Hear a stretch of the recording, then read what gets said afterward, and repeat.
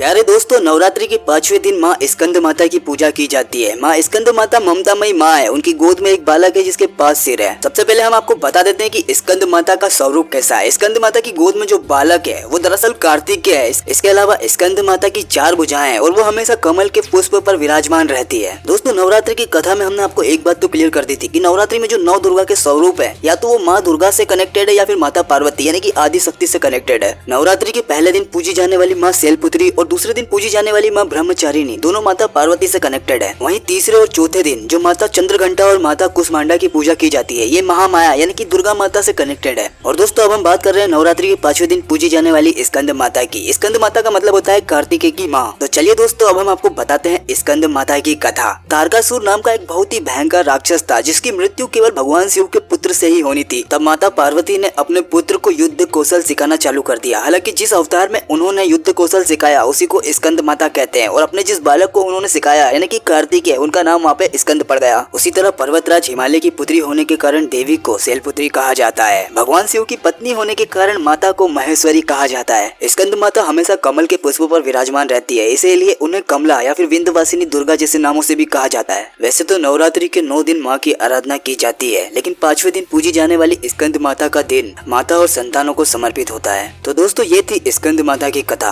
अगर आपको ये जानकारी पसंद आई तो कमेंट में जय माता दी जरूर लिखें।